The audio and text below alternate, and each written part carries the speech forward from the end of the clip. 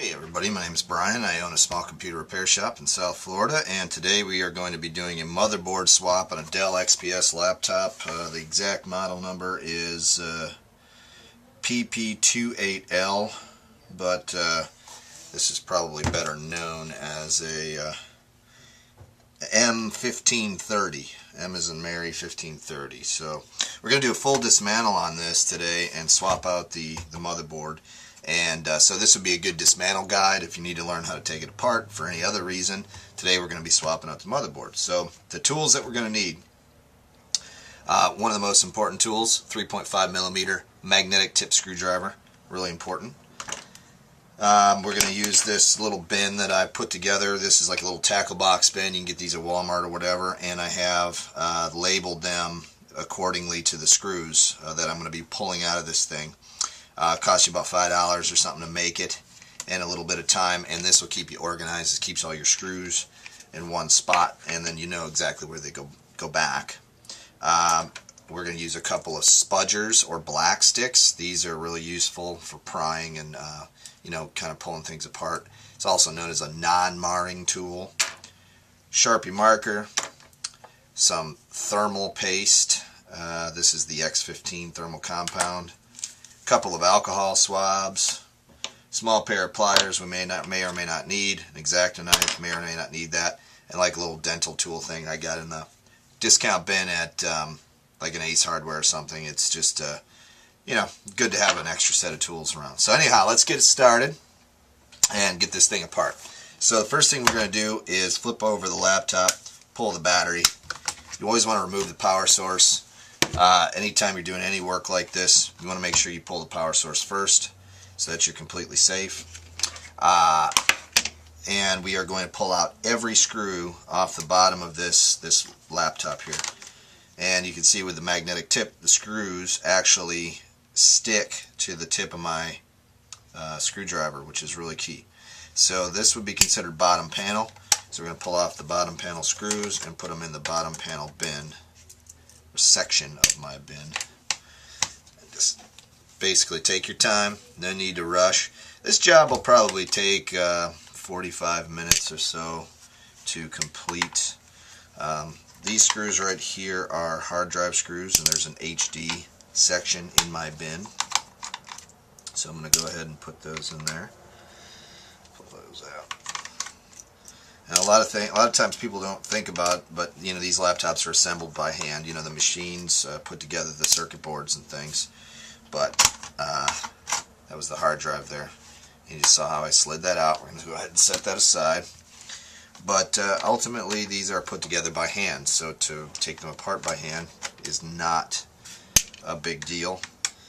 If you're not technically savvy, though, I wouldn't attempt this. And if you're not a patient person, I would not attempt this. I would just go ahead and take it into your local repair shop and have them do the work. We charge about $120 for the labor to do this type of thing. So, it's not too bad. The motherboard itself, in this particular case, was about $150, $160, something like that. So it gives you an idea what the cost of the repair might be if you took it to another shop. If somebody wants to charge you, more than that, and you're not in a major metropolitan area, I wouldn't do it. I'd take it to a different shop. The symptoms of this laptop, when it was brought to me, it turns on, spools up, but there's no video. And this laptop is notorious for the video cards going bad, the GPUs go bad in them. And there are people that attempt to fix that. We don't do that. We don't have that kind of equipment in our shop, so we just do a replacement. And the replacement is about the same cost as the actual repair is. So, it works out in both regards.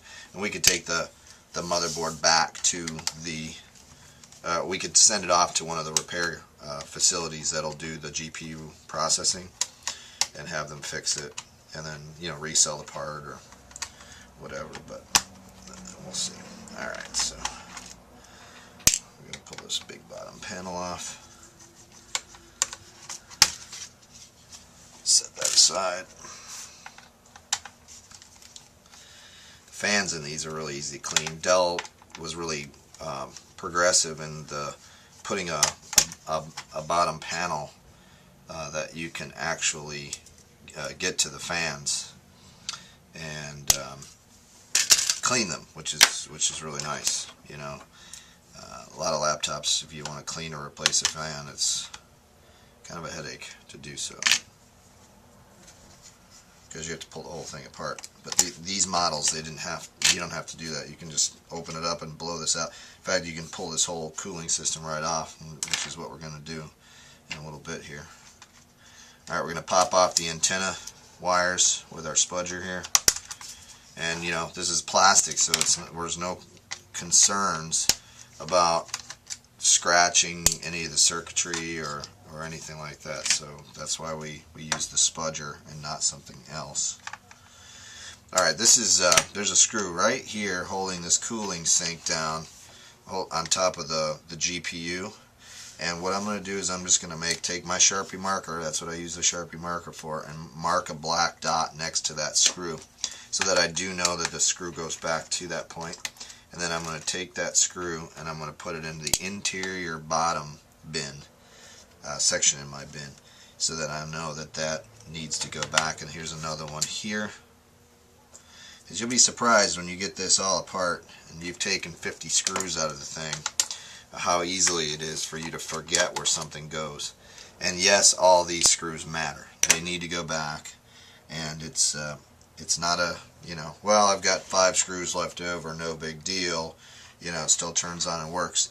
Those screws are there for a reason. They wouldn't put them there if they weren't, you know, important. So just keep that in mind when you're doing this kind of work. And that's why it's important to be organized with your little bin. Even if you just take styrofoam cups and, you know, cut the top half of them off or something and made labels, one that said HD, one that said battery tray, one that says interior bottom, under keyboard, bottom panel, CD, and hinges. That's going to keep you organized enough to where you could take those cups and figure out where those screws need to go back, you know. So just keep that in mind when you're doing this type of thing. It's important. Okay, I'm going to pull this all apart, but make sure I've got everything. We're taking the cooling heat sinks off at the moment, and all this. Pull the plug for the fan. We don't want to jack that up.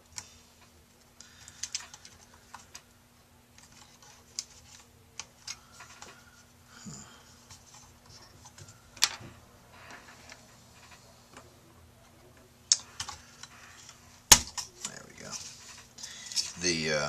The thermal paste was so old, it's rock hard. It's like cement. And at that point, it's doing nobody any good. So we're going to just take our razor blade and we're going to scrape off that old stuff and get the bulk of it off of the cooling fins and off of the. We're not gonna use a razor blade on the chips. We are going to use it on the cooling here, just to get the bulk of it completely off. And then we're going to clean it with alcohol.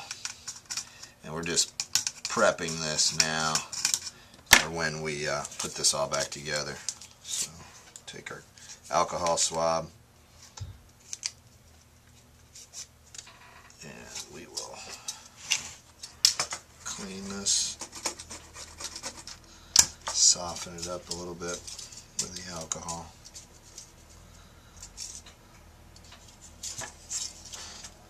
Scrape a little more off.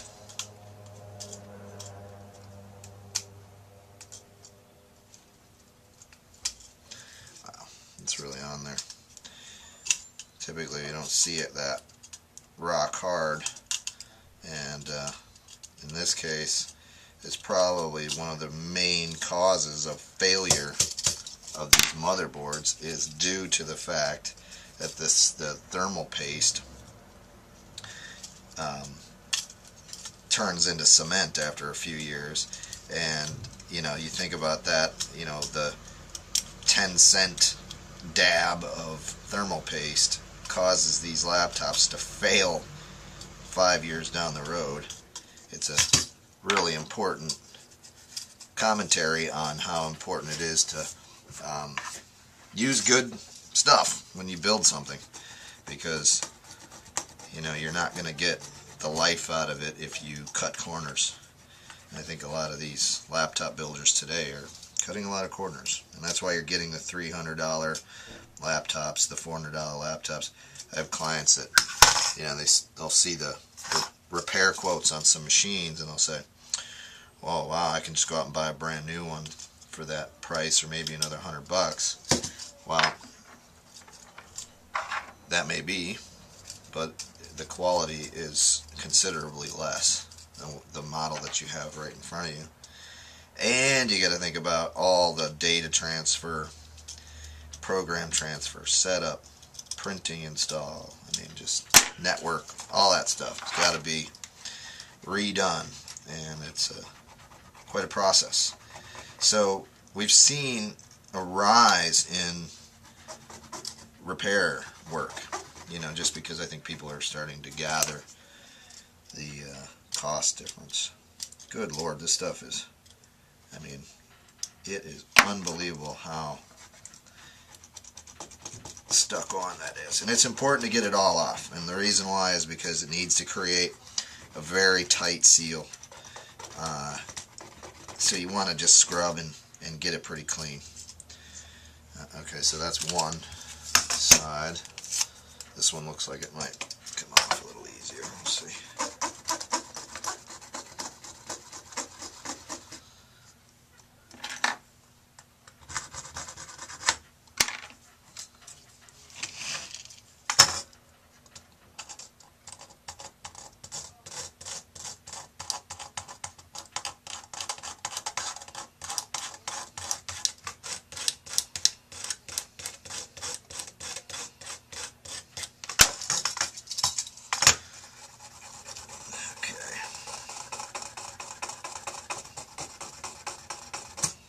Almost there.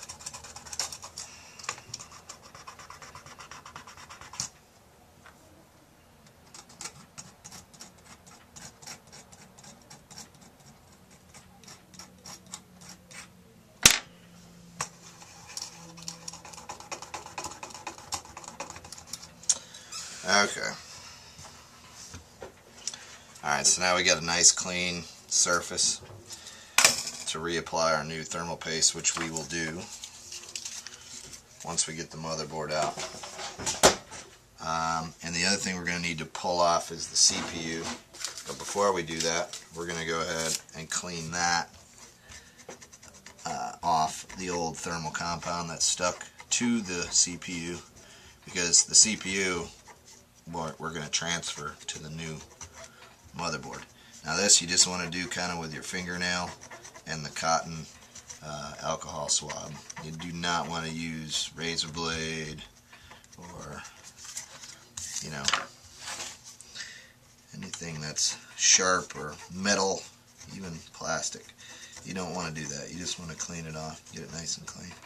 And that looks pretty good. And we're going to turn this little lock. We got a flat head here. Turn this little lock, and it opens up the socket so that we can lift out the CPU. Okay. Alright.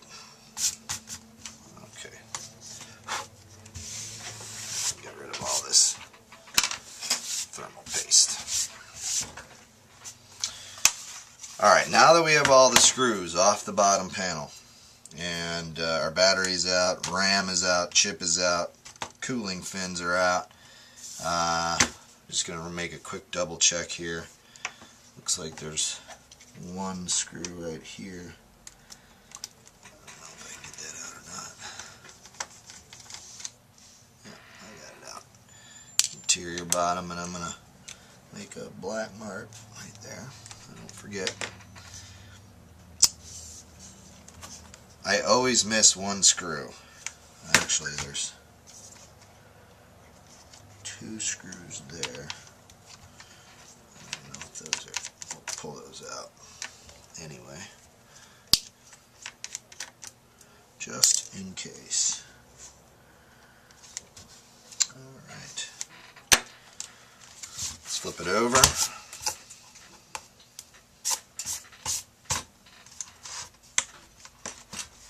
Open the lid. And we need to pull off this cover here.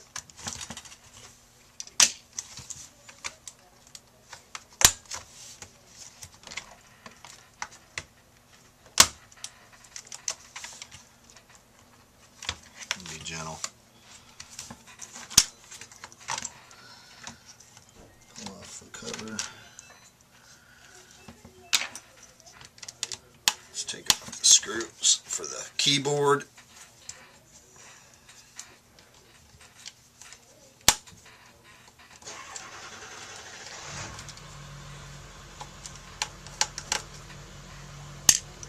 I got a keyboard bin. One that says under keyboard. I always throw the keyboard bins in, screws into that bin. Just keeps me organized. Okay, this should just lift out. Take your spudger, pop the little fin up, pull out your keyboard, set that aside. One of the things that let's take this. This is the control where the power button is. You need to pull this ribbon cable. Be really gentle with ribbon cables. They are known to snap. Okay, and that stinks because then you got to order more parts. One of the things with this is all the wiring that runs up into the LCD. So we're gonna want to sort of take a mental note. Sometimes, like if you're not as experienced as I am doing this, you may want to just take your cell phone and snap a photograph of where these wires are routed. In this particular instance, there's quite a few. This model, the XPS model, has a lot of different features, Bluetooth and so on. So those wires and cables are antennas sometimes, and this is right here the LCD cable. I'm going to go ahead and just unwind that because we do need to pull that whole LCD off. So you just set that aside, and then these little tabs kind of bend up, and that helps a little bit with getting the wires out. So just unravel it. And let me see here. You want to kind of dislodge everything from underneath with this hole. Everything's going to kind of pull out. Try to keep the little plastic protectors on there too, if you can.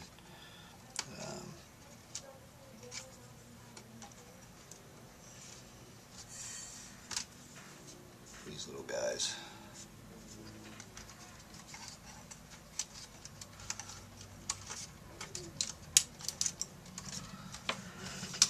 Okay.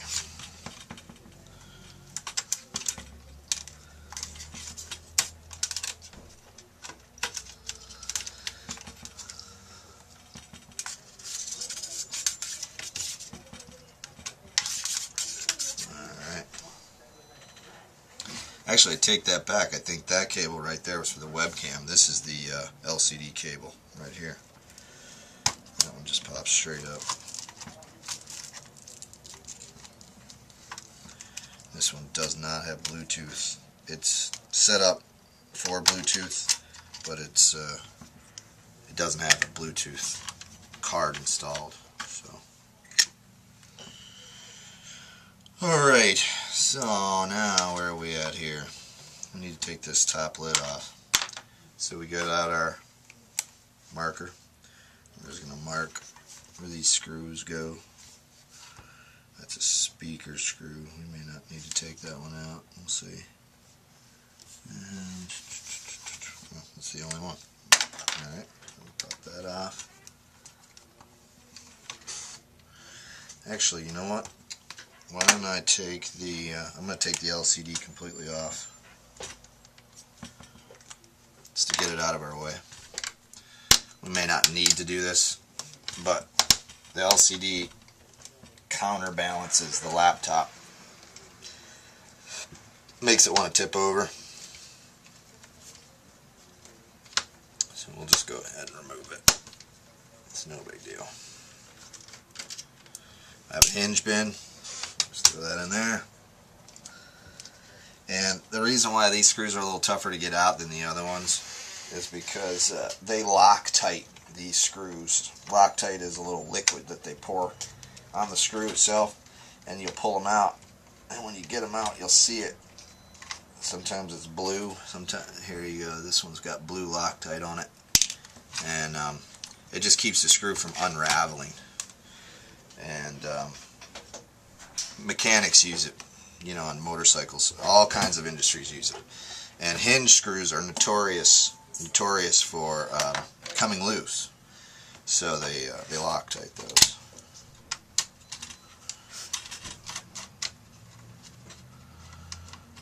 And that is a under keyboard screw.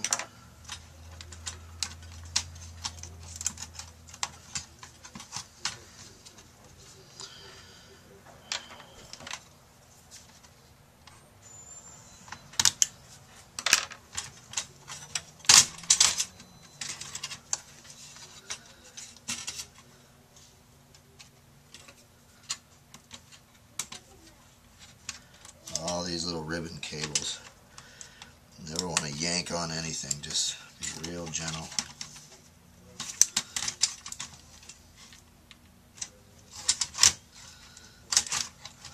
Okay, so top lid is off.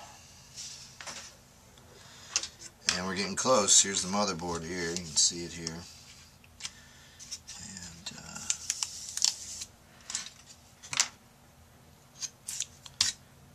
We are going to just mark these with our marker. Even though this is the old motherboard and it's coming out, it's good reference to look back on it and say, oh, I got a screw left over, where does it go? And screw there. And as you get older, your mind doesn't work as well as it used to. Okay. And like I said, it's no rush here. You know, time is money, but when you're doing this kind of work, if you screw up, that's also very expensive, so no point in doing it and screwing it up. Alright, so we're going to pop those wires out. We're going to probably going to have to pull the PCMCIA, whatever, out. Interior, under. I'll mark that too.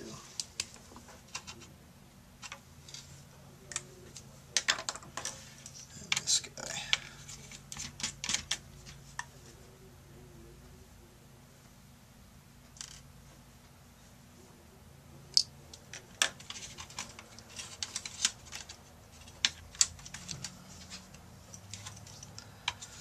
And this has one of those slot CD-ROMs in it. So I'm going to CD there. And I think this particular one, the guy told me too that there was a CD stuck in there, so I'm going to have some fun trying to get that one out.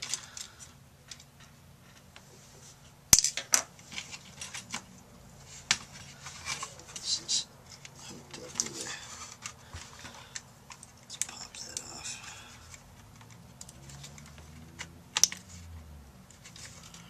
Oh, that's one screw, isn't it?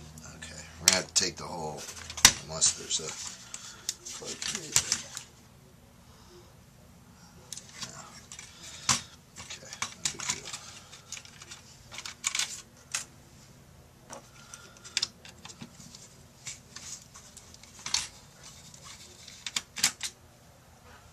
Interior bottom.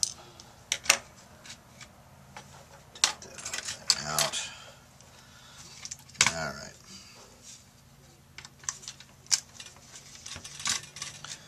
Here we go.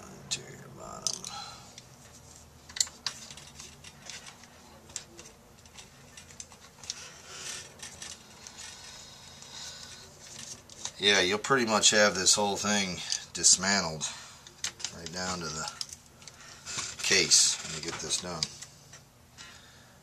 But that's part of replacing a motherboard in a laptop. You're not going to get it out quick.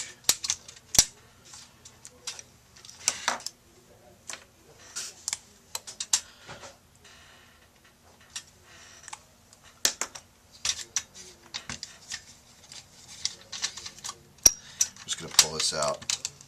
This is the hard drive casing, and pull this out so that we just have some room to work. Because we're going to have to do a little bit of tugging to get the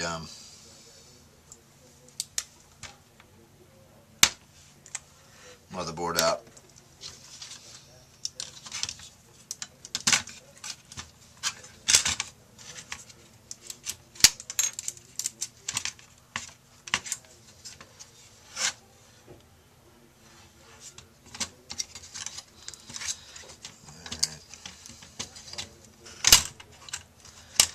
Real gentle.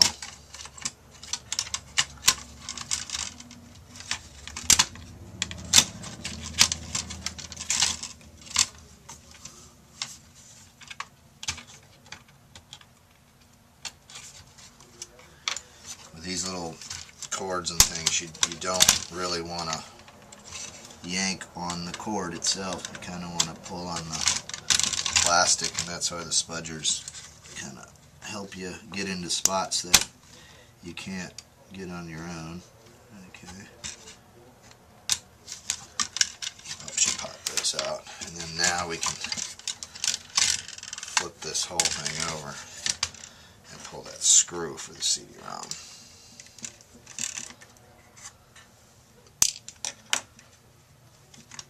Okay. He said there was a disc in there, and there is.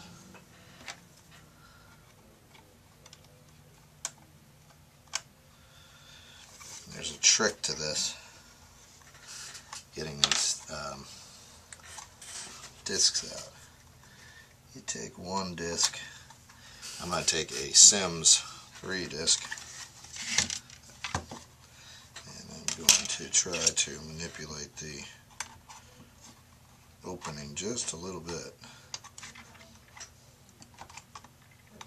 You slide one disc in underneath the other disc.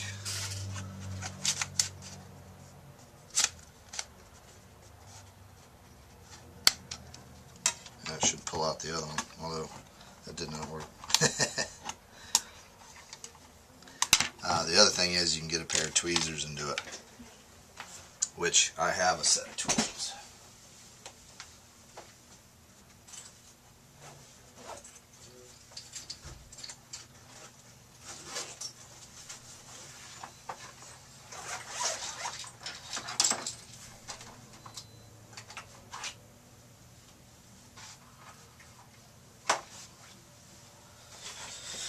Don't use them very much, but when you need them, they're handy.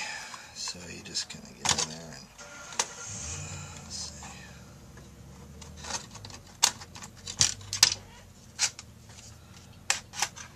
Oh, it's his operating system disk.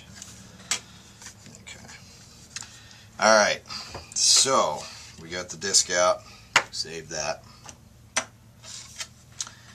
And so now this is the motherboard.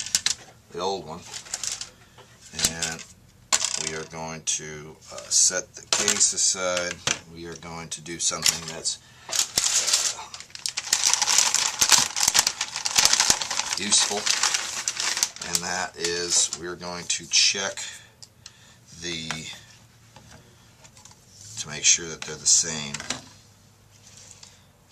and they look the same. It looks the same. It looks like you can just pop that connector right off, and they gave us the connector, so that's cool. Alright, so now we reassemble. So what I'm going to do is, just so we know that this one's the old one, I'm just going to write old on it, because they look the same. and that'd be not cool. Alright, so, alright, we're going to move this over. Set that over there. Give ourselves some space. Put this back. Alright. This is kind of dusty.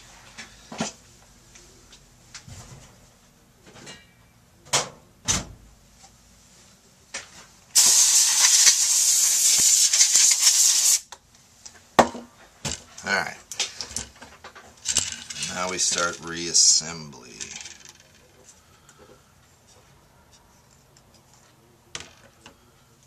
Okay.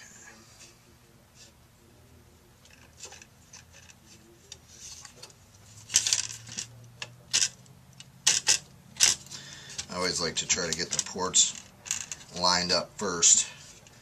Usually it's the toughest part is getting that kind of all lined up when you set in a new motherboard.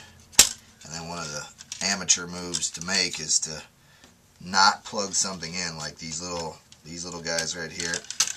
Okay, and like this guy right here, he needs to be plugged in. So you just kind of want to, you know, snap things down, but you want to look to see, okay, well, am I missing anything, and not plug something in.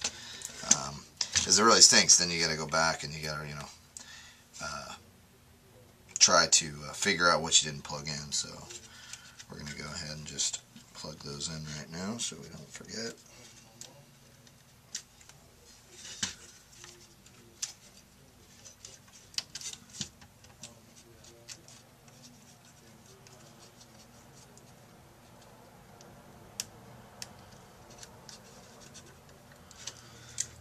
And like I said, this is just no need to rush, because if you rush, you make mistakes.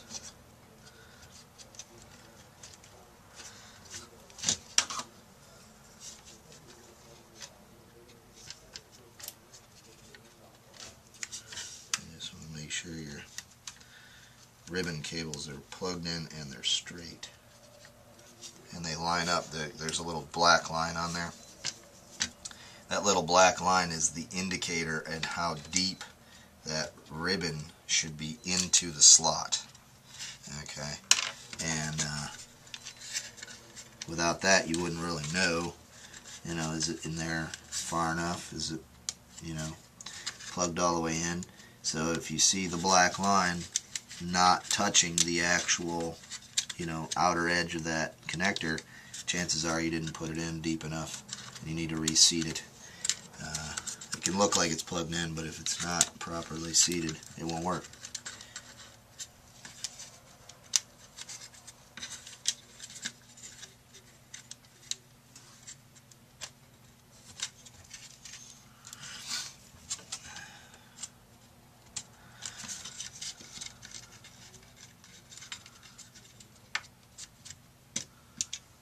Alright, so that's there.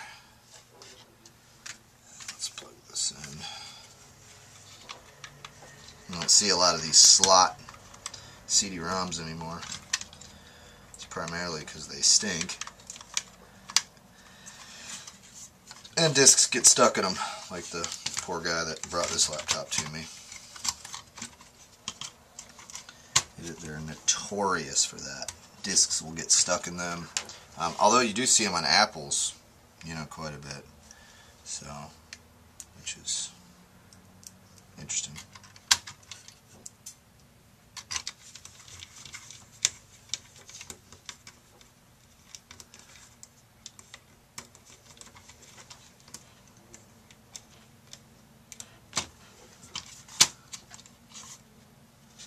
Okay, so my camera died, so the only thing I did catch it in time, but the only thing I did do was I put in this this little PCMIAC, whatever you call it, the slot that no one uses anymore. I put that back in there, and so I'm not going to go back and take it apart, and so you can see me screw that one screw in. Actually, there's 3 screws. There's 1, 2, and 3 right there. And now we are ready to put back the lid. The reason why my camera doesn't die, it actually just runs out of space. It's one of those little flip cameras, so at some point it it decides that it wants to run out of juice or space on the card. Anyhow, all right, so let's put this all back together here. We've got 3 ribbon cables that we need to pay attention to here, and we're going to just pull the tabs on those so that we have them open when we decide to do this. This can be a little bit of a challenge to get them all kind of set up. So I take the hardest one first, and I'll do that and get it squared away, plugged in. This just takes a little bit of patience here to get it right. And no big deal once you get it lined up. There we go. And then you close the tabs with your spudger. And I've had a couple people comment on my videos and they say, well, you don't need all those expensive tools to do this type of work, and I agree, you don't need them, but boy does it make it easier when you actually do start doing the work. Time is money, and these things are $1.50, $2 online. Although if you're not a computer tech and you're not doing this all day every day, use a toothpick or something. Okay, so we got that lined up.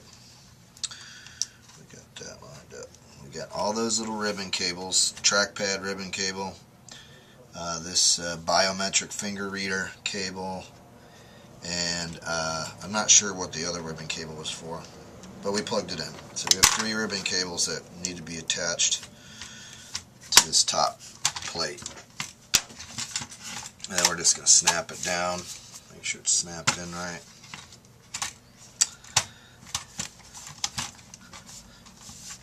Okay.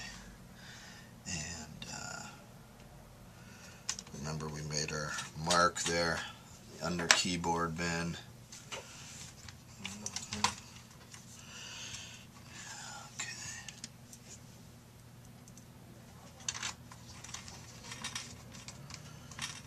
That down. Looks good. Okay. Now we're in a position where we'll probably put the LCD back in, and we'll reroute all those little wires. And that can be a little time consuming, so it's not really anything you need to know special. So I might just put these screws in and then speed up the video so you don't have to sit here with me and watch me as I reroute antenna cables. So here we go. We're gonna go real fast.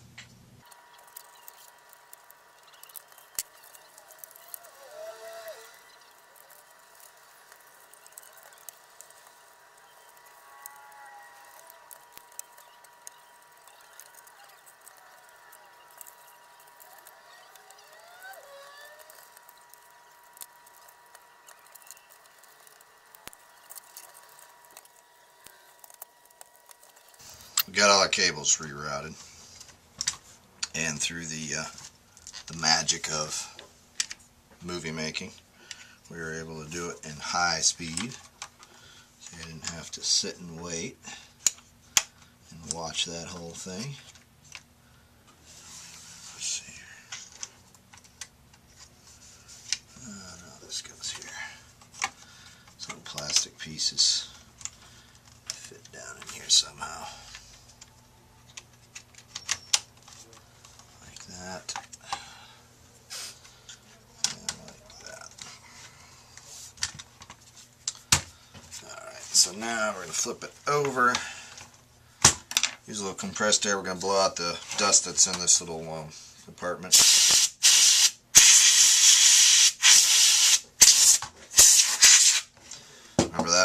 is where the CPU cooling system sat.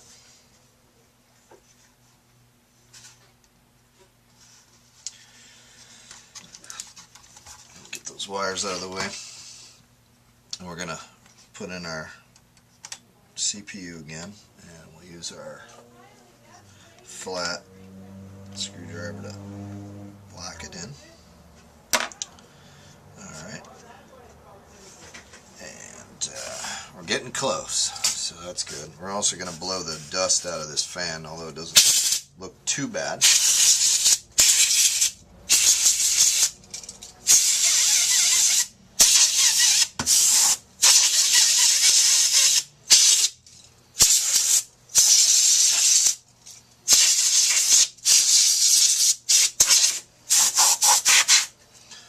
A little bit of dust in there, not too bad.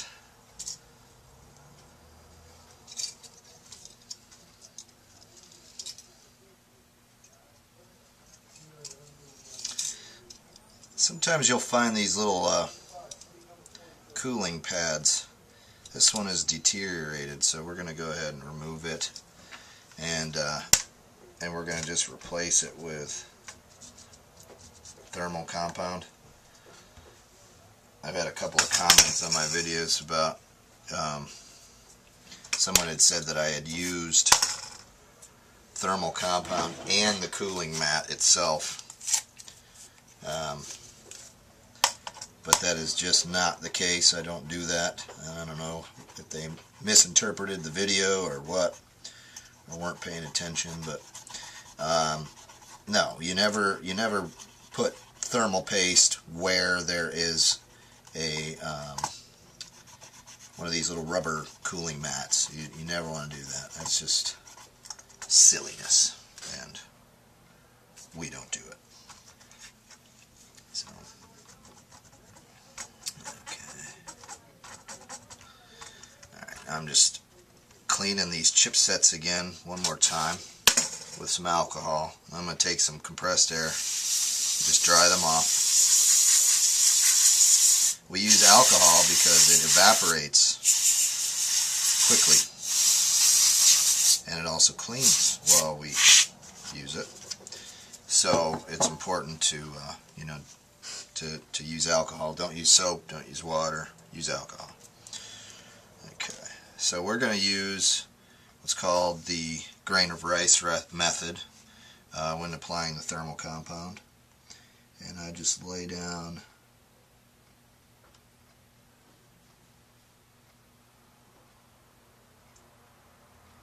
a grain of rice. I've also been criticized for using too much thermal paste. I disagree with the criticism. My machines last. They don't fail. I have a good track record, so I'm not going to change the way I do it. That's just the way it is. So, criticize away!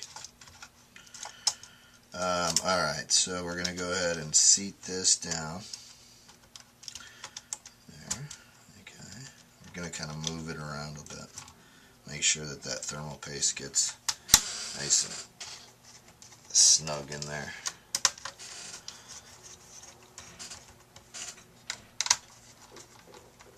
You notice I'm not tightening them all the way down. I'll tighten a little bit, then I'll go in a cross pattern, tighten a little bit, tighten a little bit, tighten a little bit.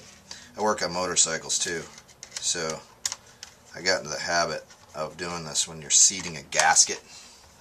This is the same type of thought process, is that you're sealing down thermal paste onto the chip, and it should go in an X pattern, and that way the paste, as the chips, the cooling fin sits, it's not just one side, one side, one side, one side. It's down, down, down, down, down, down, down, so on. So it's evenly spreading out the thermal paste. Okay. Alright, we're getting to the point where we probably will install the RAM and the hard disk, and then we're going to plug this in and turn it on.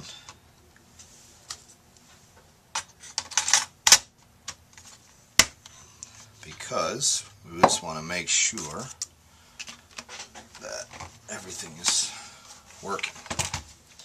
In order to turn it on, though, we do have to plug in this guy, which is our power button panel.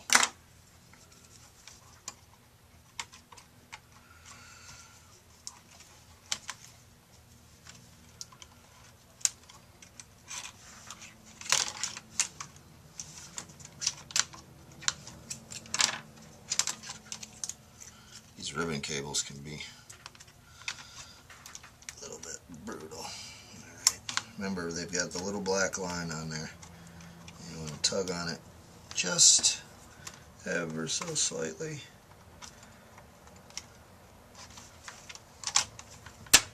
So that it seats properly. And we're going to plug in the power pack here.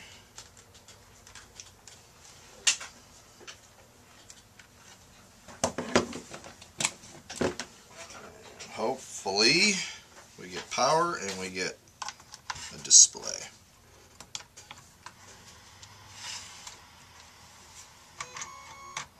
Yep, there it is. Got the Dell logo. And it says time and date may be wrong, invalid configuration, press F5 to... We don't have the keyboards installed, so we don't know if that's... we can't do what they're asking. But that's a very good sign. When this machine came in, it did not have any video at all. And really wouldn't even turn on. It turned on, but just power came on. There was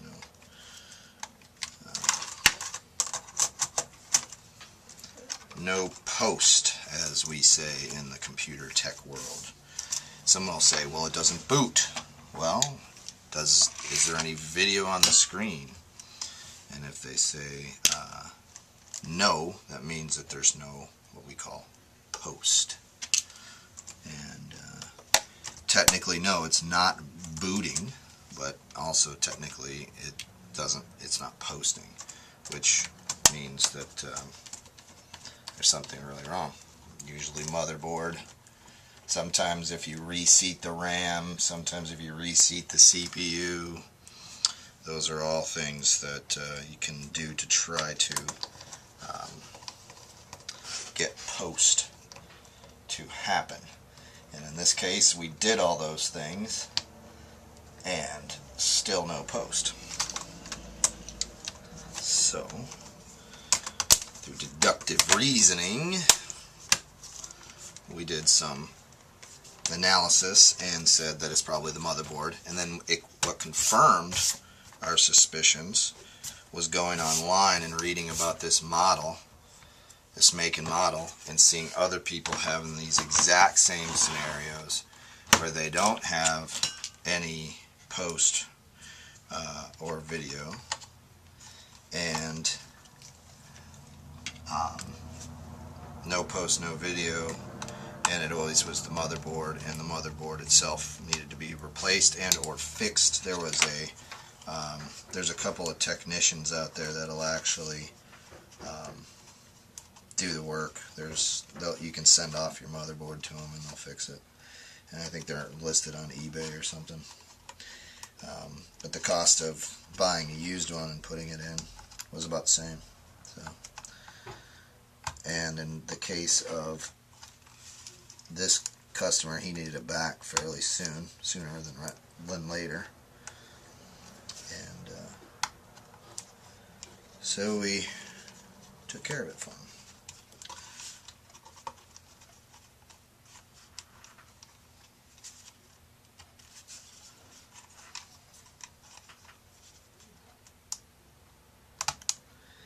I'm just putting on the antenna wires for the wireless.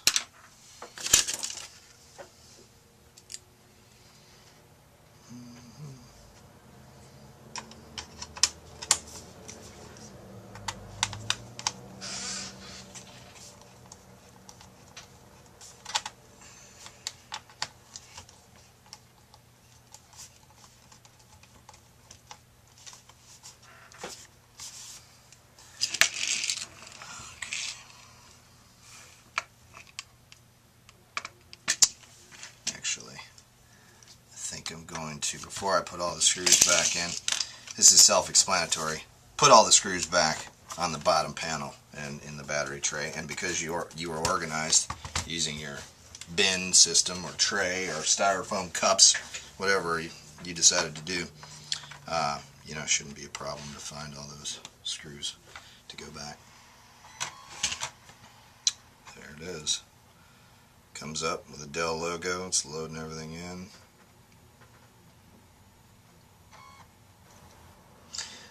Well, anyhow, we're going to mess around with this a little bit, get the BIOS settings correct, and get this back to the client.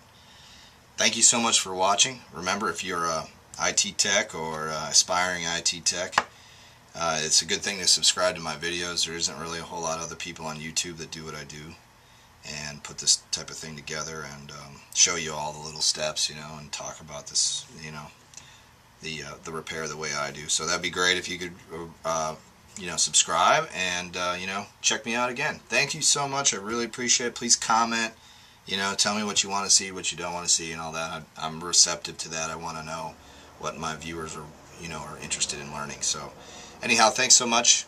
Again, my name is Brian, Paradise Tech. Please subscribe.